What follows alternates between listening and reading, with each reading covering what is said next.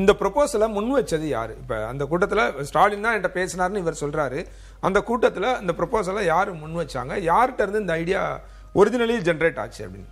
எனக்கு தெரிஞ்சவர் பெரும்பாலும் அது திமுக தரப்பில் இருந்து தான் ஒரு ஐடியா வந்திருக்கு. ஆனால் ரெண்டு சைட்லையுமே பேசியிருப்பாங்க. ஏன்னா என்ன ஒரு கருத்து உருவாயிருக்கும் என்று நான் யூகித்த வரைக்கும் நான் இந்த மாதிரியான ஒரு கருத்துக்கு இவர்கள் உடன்படுவார்களா என்று நினைத்த திராவிட இயக்கத்து தலைவர், திராவிட முன்னேற்ற கழக தலைவர்கள் எல்லாம் அதற்கு ஆதரவாக கருத்தை தெரிவித்திருக்கிறார்கள். இரண்டு தரப்பிலும் இருந்து வந்திருக்கலாம், அல்லது முதல் தடவையாக திமுகவில் இருந்து போயிருக்கலாம். எப்படி யோசித்திருக்க வேண்டும் என்றால், ஒருவேளை விஜய் போன்றவர் ஆட்சிக்கு வந்துவிட்டு எம்ஜிஆர் போல ஒரு தொடர்ச்சியான ஒரு 10 ஆண்டுகள் 13 ஆண்டுகள், ஏன்னா ஏற்கனவே அது ஒரு 13 ஆண்டுகள், அதன் பிறகு ஜெயலலிதா காலத்தில் ஒரு 6 ஆண்டுகள், அது முறை அதை தொடர்ச்சியாக எடப்பாடி பழனிசாமி கொண்டு வருகிறார் ஒரு 10 ஆண்டுகள். ஸோ ஒரு 13-10 வருடங்கள் இப்படி தொடர்ந்து இருந்தால் காலங்கள் மாறுது. முன்னாடி இருந்த ஒரு திமுக அண்ணா திமுக மட்டும் இல்லை, இன்று தமிழக அரசியலில் புதிய கட்சிகள், புதிய எண்ணங்கள், சிந்தனைகள், இது எல்லாமே வந்துட்டு இப்போ நம்மளே தேர்தலுக்கு முன்பு நாம் கணித்த விஜய்க்கு இருந்த ஆதரவு என்பது வேறு, இன்று நாம் கணித்திருக்கக்கூடிய ஆதரவு என்பது வேறு. ஸோ அதையெல்லாம் திமுகவும் நிச்சயமாக கணக்கில் எடுத்துக்கொள்ளிருக்க வேண்டும், அண்ணா திமுகவும் கணக்கில் எடுத்துக்கொள்ளிருக்க வேண்டும். ஒருவேளை அவர் ஆட்சியில் அமைந்து தொடர்ந்து ஒரு 10 ஆண்டுகள் அவர் தொடர்ந்து இருக்க இருந்தால் இந்த கட்சியினுடைய ஒரு நெருக்கடி தான். அதற்காக அவை பிசுபிசுத்து போய்விடும் அப்படியெல்லாம் நான் கூட நம்பலை. ஏன்னா அண்ணா திமுகவில் இருந்து நிறைய எம்எல்ஏக்கள் வந்து இன்னைக்கு வெளியே போயிருக்கிறாங்க. அவங்க 2 தடவை தொடர்ந்து தோல்வியை தழுவிருக்கிறதுனால அவங்க 2வது தடவை போயிருக்கிறாங்க. ஆனால் திமுகவுக்கு இம்மீடியட்டாக அந்த ஒரு நெருக்கடிலாம் வராது. அமைப்பு இருக்குது, கட்சி இருக்குது, எம்எல்ஏஸ் இருக்கிறாங்க, அவங்க ஆக்டிவாக செயல்படுவாங்க. அவங்களுக்கு ஒரு இளமையான ஒரு யங் லீடர் ஏற்கனவே இதுக்கு ஒரு லீடர்ஷிப்பு கிளியராக ஒரு எஸ்டாப்ளிஷ் ஆயிட்டு. ஸ்டாலின் அதுக்கு பிறகு உதயநிதினு ஆயிருக்கு. இங்கே பழனிசாமி அவர்களுடைய தலைமையை கேள்வி எழுப்பக்கூடிய தலைவர்கள் முற்றிலுமாக உருவாகி விட்டார்கள்.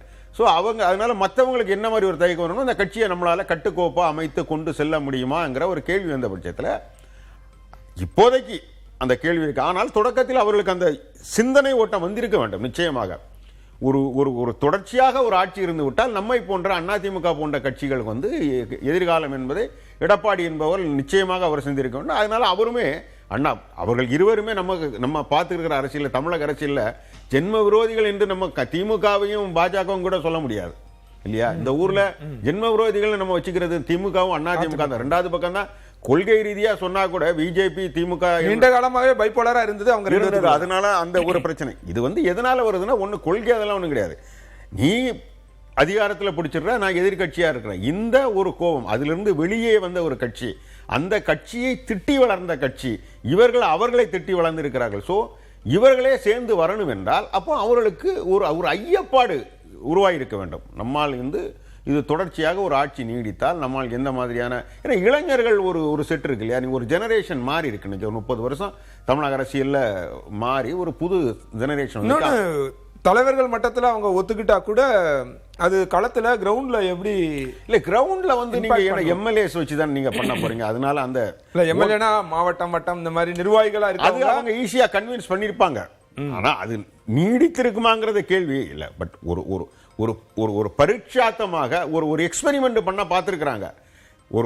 ஒரு அரசியல் கட்சியினுடைய சர்வைவல், அதனுடைய எக்ஸிஸ்டன்ஸ் வந்து கொஸ்டினா வரச்சில் வந்து we will go to any extreme to take. இன்ன வரைக்கும் ஸ்டாலின் என்ன சொல்லிக்கிட்டு இருக்கிறார் நீங்க பாருங்க, அவர் வந்து மறுபடியும் எலெக்ஷன் வரும்.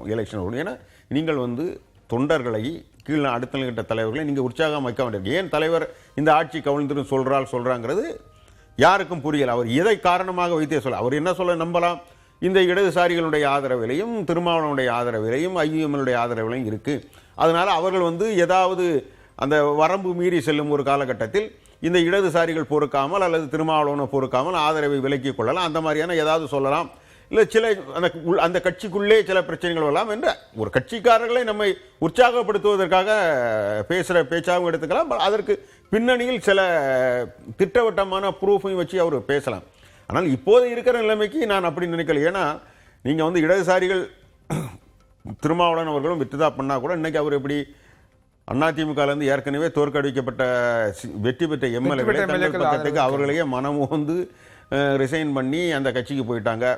ஸோ குறிப்பிட வரக்கூடிய வேக்கன்சில எல்லாம் இன்னைக்கு ஒரு ஆளுங்கட்சி தமிழ்நாட்டில் வந்து எதிர்கட்சிகள் ஜெயிக்கலேன்னு இல்லை, இடைத்தேர்தலில் ஜெயிச்சிருக்கிறாங்க. ஆனால் இன்னைக்கு இருக்கிற ஒரு சூழல்ல மறுபடியும் ஒரு ஆளுங்கட்சிக்கு ஜெயிக்கிறதுக்கான வாய்ப்பு தான் இருக்கு. ஏன்னா இவங்க எப்படி கவர்மெண்ட் ஃபார்ம் பண்ண போறதுல நம்ம எதுக்கு போடணுங்கிறத மக்கள் மனசுக்குள்ள அந்த மாதிரி ஒரு நினைப்பு வரலாம்.